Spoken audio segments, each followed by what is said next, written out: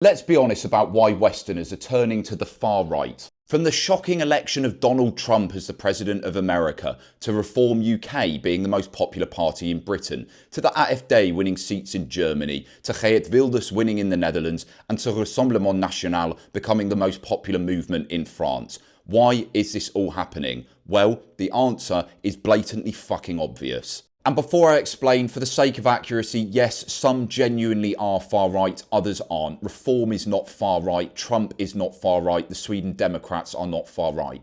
There's two major problems in Western society at the moment, and one of these we've been allowed to speak about, the other we haven't. So let's start with what we're allowed to speak about.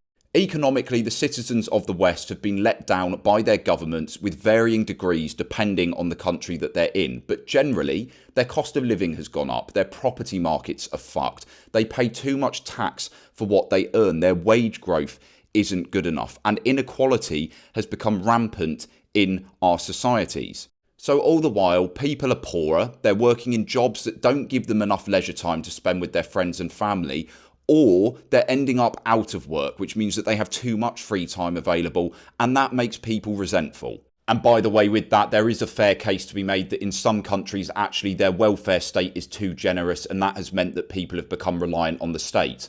But regardless of where you sit on the economics, this stuff is okay to talk about. It's socially acceptable. So let's talk about the second thing, the huge problem, which I see as the main reason that people are actually turning to the right now.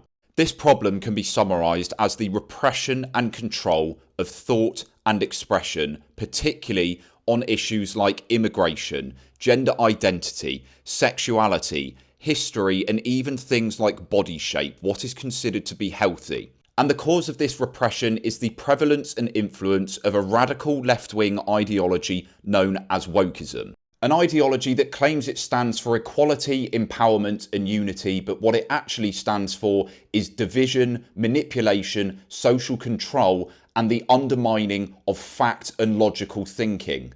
And the average person is sick to death of this ideology being the primary influence on our political establishments, left, centre and even some right-wing parties. They are sick of being told that they are racist for having concern over unmanageably high levels of immigration, and particularly migration from cultures that don't align with our own.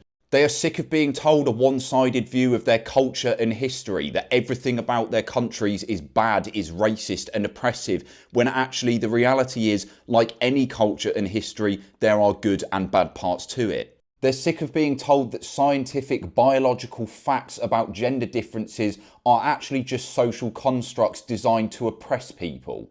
And of course that one gender is inherently bad and the other is okay, when actually both of them are equally as important to each other. They're sick of being told that they're transphobic when they support and recognise the struggles that trans people face, but don't believe that prepubescent children should be given hormone treatment. They're sick of being told that you're fat phobic and not supporting body positivity when people are saying that you should promote obesity, something that is unhealthy and dangerous for people. In summary, there are many things we can see in this world that are common sense, but wokeism has tried to rewrite as being intolerant and bigoted, and if you think or dare to voice your opinion about that, you must be labelled with some kind of bigoteering insult such as racist, Islamophobic, transphobic, homophobic, misogynistic, fascist, the list goes on. And people in the West have had enough of this. They are concerned for the harmony of their society. They are concerned for the well-being of their families and their citizens. They are sick of illogical and hypocritical thinking and their politicians ignoring their demands. And the right are the ones who are now taking a stand to represent that dissatisfaction. So it is inevitable that a reversal happens, and we are seeing that now. I hope that the right don't go too far the other way, but it is about time that there was a readjustment away from this cancer on our society known as wokeism.